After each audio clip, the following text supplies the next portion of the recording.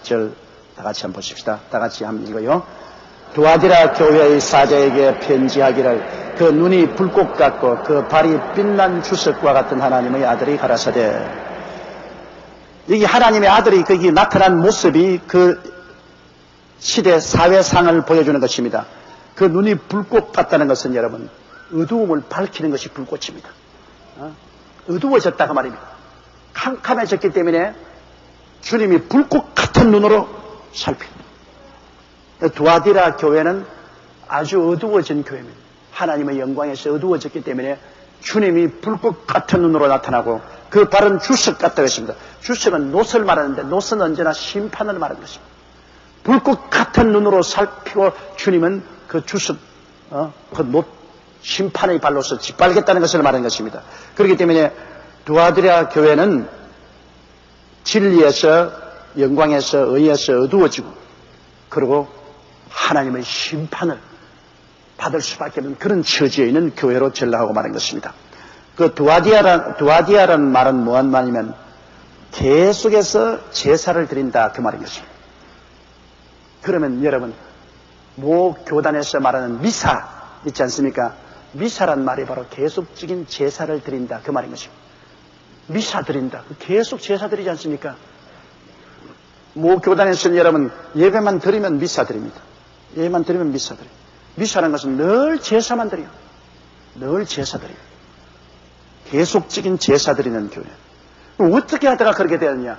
이 버가모 세상과 타협한 교회가 들어와 가지고서 교회가 바벨로니아 종교하고 합쳐지지 않습니까? 성모가 성자를 안고 있는 그 종교로 변화됐습니다. 니무로스의 아내 세미라미스가 니무로스이 죽었는데 유복자를 부활한 니무로스라 해서 구세주로 안고 있는 그 바벨론 종교와 타협해서 이제는 기독교회가 완전히 마리아가 유약하고 보잘것없는 어린 예수를 품에 안고 보호하고 있는 그런 모습의 교회로 변화되고 마는 것입니다. 당당한 만왕의 왕 만주의 주요 하늘과 땅의 모든 권세를 가진 하나님의 아들로서 나타나지 아니하고 그게는 언제나 어머니 품에 안긴 유약한 어린 아기로 나타나기 때문에 결국에는 사람들이 볼 때 그 어린 아기를 보호하는 분이 어머님이기 때문에 어머니를 더 숨기는 것입니다. 아기에게 가려면 어머니를 통해서 가야 된다. 어머니 품에 안긴 그 분에게 어머니를 통해서 가야 된다. 그래서 모 교단에서는 예수 그리스도보다도 어머니를 더 숭배합니다. 성모 마리아 우리를 불쌍히 여기소서. 성모 마리아 우리의 기도를 들어서 예수에게 말씀하여 주셔서 응답을 하여 주옵소서. 완전히 예수님은 어머니의 품에 안겨서 별 볼 일 없이 어머니가 시키는 대로 하는 그러한 존재로 전락시키고 말았습니다. 이거는 기독교의 실제적인 복음하고는 너무나 틀립니다. 이거는 바벨론 종교하고 타협을 했기 때문에 그런 것입니다, 여러분. 버가모 교회에서 세상과 권력과 타협한 기독교회가 그 당시 세상에 편만하던 바벨론 종교와 정치적으로 결합시켜서 나라를 안정시키려는 콘스탄티누스 대제의 그 정치적인 계략에 변화된 것입니다. 예수님을 마리아의 품에서 해방시켜야 돼요. 어떻게 예수님이 만왕의 왕 만주의 주가 그래야 연약한 어린애기로서 마리아의 품에 응애 하고 마리아의 보호를 받아야 있는 그런 유약한 존재로 전락시켰습니까? 성경에 어디 그런 그리스도가 있습니까? 그가 마지막에 하늘과 땅의 모든 권세를 내게 주었으니 그렇게 말합니다. 천지의 권세를 가진 창조주 하나님인 예수가 인간인 마리아의 품에 유약하게 안겨있는 모습은 안 됩니다. 물론 마리아는 존경합니다. 예수님을 육체로 낳아서 길러주신 어머니니까 그 예수 그리스도의 어머니로서 존경하지만은 그 마리아가 하나님 아버지와 예수와 똑같은 반열에 들어서 있는 것은 어림도 없는 일입니다. 지음을 받은 인간이 어떻게 창조주와 동일한 반열에 들어 있습니까? 그런데 자꾸 사람의 마음에 심어주는 인상은 예수님은 유약한 어린아이로서 어머니 마리아의 품에 안겨있기 때문에 어머니가 주장을 한다. 신의 어머니다. 바로 마리아는 신의 어머니라고 그래요. 신의 어머니이기 때문에 그 어머니가 아들보다 훨씬 위대하다. 어머니를 찬양하고 어머니를 모시고 어머니를 섬겨야 된다. 이렇게 되면 참 문제가 아주 복잡해져요. 골치 아파져요. 가나의 혼인잔치에서 여러분 예수님이 어머니 마리아가 와서 예수님께 이 집에 포도주가 떨어졌다 했을 때 예수님이 뭐라고 했습니까? 우리가 생각할 때는 아주 불효막심한 말 같은 말을 했습니다. 여자여 나와 무슨 상관이 있나이까? 내 때가 아직 이러지 않는다. 그 어머니를 보고 여자라 그랬습니다. 그건 왜냐? 행여나 예수님 어머니가 마리아가 어머니이기 때문에 어머니의 부탁을 하면은 들어준다. 그런 인상을 주면 후대에 두고 예수님께 기도하는 것이 아니라 어머님께 부탁해서 예수님께 부탁해야 된다. 이렇게 될까 두려워하기 때문에 예수님이 그걸 미리 막은 것입니다. 마리아를 어머니라고 하십니다. 여자여 나와 무슨 상관이 있나요? 왜 나보고 왈가왈부 그런 소리를 하느냐? 그래서 절대로 어머니이기 때문에 그 부탁을 받아서 주님이 물을 포도주로 변화시키는 것은 아니고 하나님의 뜻과 섭리에 의해서 주님이 스스로 원하셔서 그렇게 하십니다. 그러므로 여러분 우리가 마리아를 통해서 예수교로 간다는 그런 생각은 절대 하지 말아야 됩니다. 이것은 바벨론 종교의 혼합된 상황인 것입니다. 그렇게 되므로 그 다음 이후로부터 시작해서 이제 교회는 어떻게 되느냐? 교회는 완전히 제사의식이 되죠. 언제나 마리아가 어린 유약한 예수를 안고 있고 거기에 촛불 켜놓고 그 다음에는 끊임없이 제사드립니다. 끊임없이 제사드립니다. 말씀 선포는 거의 없고 끊임없이 제사만 드립니다. 하려고 제사만.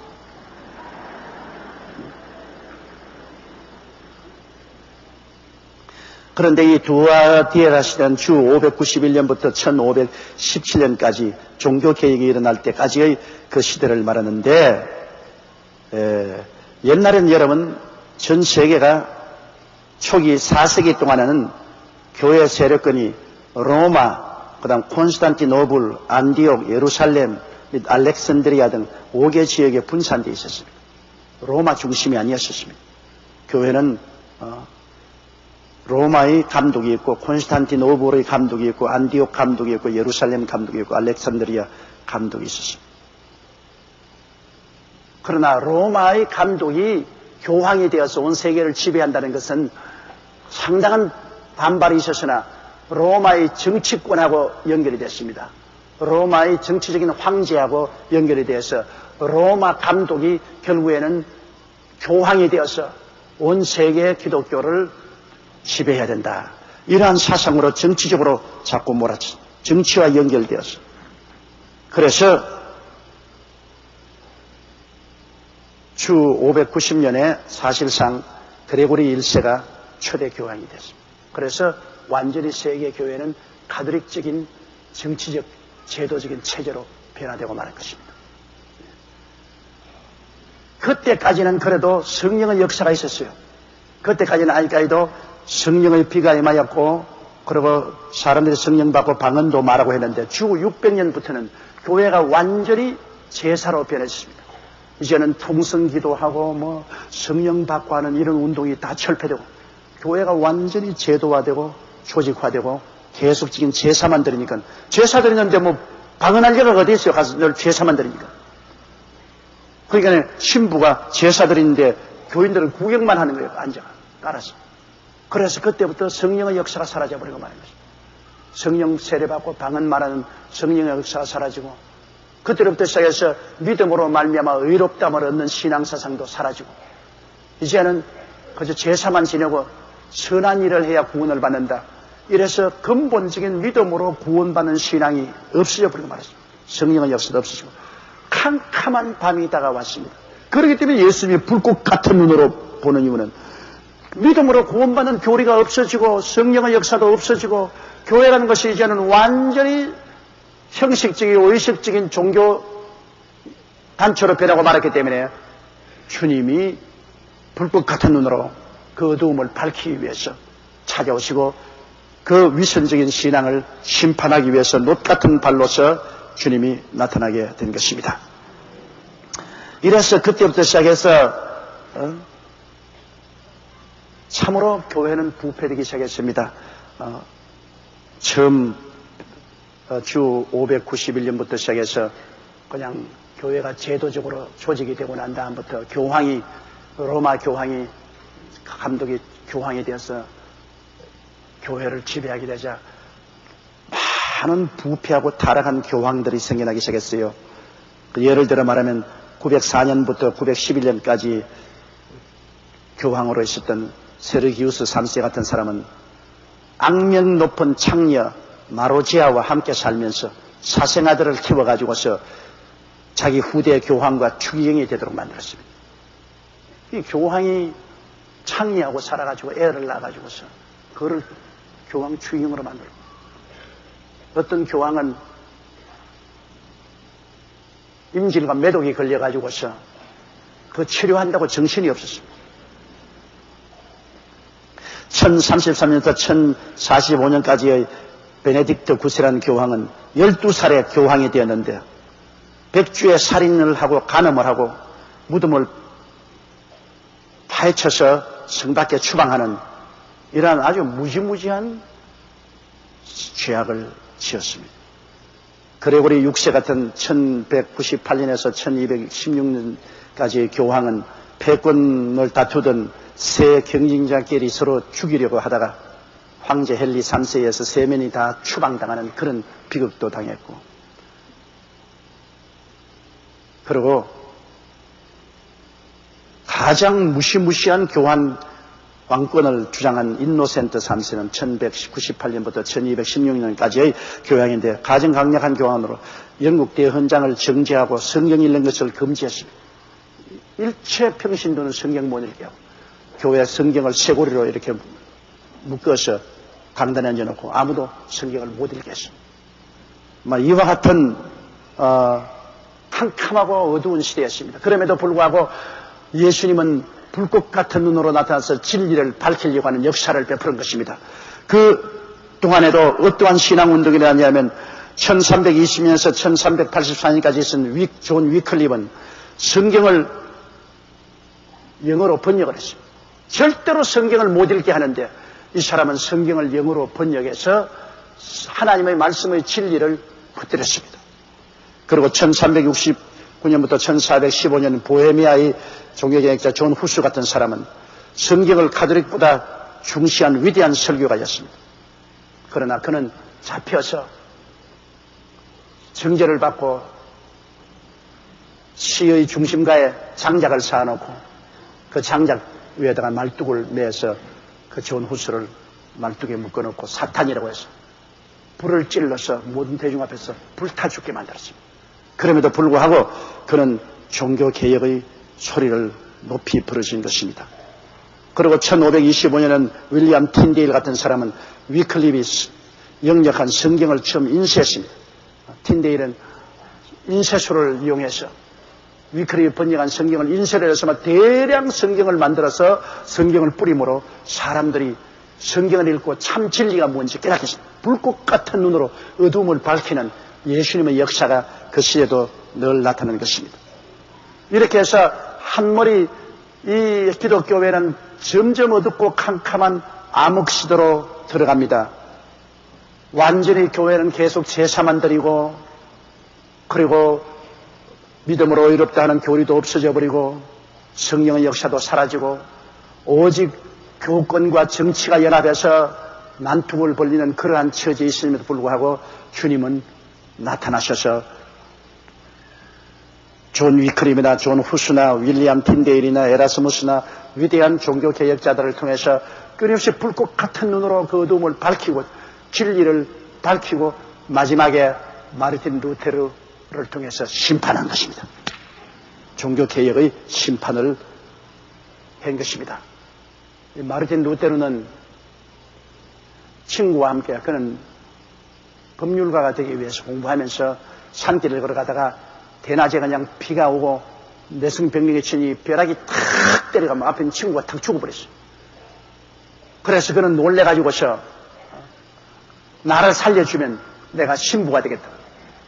그래서 그는 법률을 공부하는 것을 거치고 신부가 되어서 끊임없이 그런 고뇌에 찬 괴로움을 겪었습니다. 아무리 죄를 회개하고 회개해도 죄에서 노연함을 받을 수 없었습니다. 그러다가 그가 공무로 로마에 갔다. 로마에 가면 빌라도의 계단이라고 있어요. 나도 그 빌라도의 계단에 올라가 봤는데 예수님이 심판받기 위해서 빌라도의 계단에 올라갔다는 그 계단이 있는데 그 위에 올라가면 이렇게 빨간 핏방울이 하나 떨어있는데 거기에 유리를 딱 덮어놨어요. 그 예수님이 흘린 핏방울이라고 합니다. 근데 거짓말이지 뭐 2000년 전에 흘린 핏방울이 지금까지 그게 있을 택이 있어요. 그러나 그 올라가서 거기에다가 입을 맞추면 죄가 용서받습니다. 그리고 올라가는 계단은 유리를 깨가지고서 갖다 놔서 기어 올라가야 돼요. 기어 올라가면 온 이게 팔뚝에 다 피가 철철 흐르고 그리고 올라가서 입을 맞춰야 죄 사함받는다. 이런 법이 어디 있어요? 믿음으로 구원받지. 그런데 마르틴 루테르가 고뇌의 참 모습으로 그 계단에 올라가다가 하나님의 계시를 받았습니다. 나의 의인은 믿음으로 말미암아 살리라. 이것 아니다. 이런 행위로 구원받는 것이 아니라 믿음으로 말미암아 구원받는 것이다. 그는 거기에서 서서 내려와서 고향으로 돌아와서 종교개혁을 시작했습니다. 바로 주님이 타락한 교회를 심판한 것입니다. 95개 조항의 종교개혁을 자기가 섬기는 교회의 문에다가 붙이고 그때부터 종교개혁을 시작했습니다. 그의 가장 큰 종교개혁의 주제가 행위로 구원받는 것이 아니라 믿음으로 말미암아 구원을 받는다. 누구든지 예수를 믿음으로 용서하고 구원받지 행위를 해서 고행을 통해서 구원받는 것이 아니고 공로를 세워서 구원받는 것이 아니다. 이것을 주장했습니다. 그렇게 간단한 말이지만 그때는 성경을 못 읽겠으니까 모든 사람들이 성경에 무식해요. 그래서 교회가 시키는 대로 일을 해야 구원을 받는 줄 알았습니다. 그러나 성경을 이제는 깨닫게 되니까 성경에는 그 은혜를 인하여 믿음으로 말미암아 구원을 얻는다는 것을 깨닫게 됐습니다. 이것이 사람에게 주신 것이 하나님의 선물이라 행위로 말미암지 않으니 우리가 자랑할 것이 없다는 말씀을 깨닫고 그래서 구원에 이르겠습니다. 그래서 불꽃 같은 눈으로 주님께서 어두움을 밝혀주신 그것이 불꽃 같은 눈이 다른 것이 아닌 하나님 말씀인 것입니다. 말씀이 바로 어두움을 밝히는 것입니다. 이 말씀이 예수님의 검이요 불꽃 같은 눈인 것입니다. 그러므로 우리가 말씀을 보면 어두움이 밝혀지는 것입니다. 모든 인간의 거짓말이 다 여기에서는 사라집니다. 모든 사탄의 거짓이 다 드러납니다. 불꽃 같은 눈인 하나님 말씀이 들어오면 우리가 밝히 진리를 깨달아 알게 되는 것입니다. 그리고 이 어두움의 세력을 주님이 심판해버리고 마는 것입니다. 이것이 바로 두아디라 교회 시대인 것입니다. 주 591년에서 1517년 마르틴 루테르가 종교개혁을 할 때까지 두아디라 교회에 적용되는 말인 것입니다.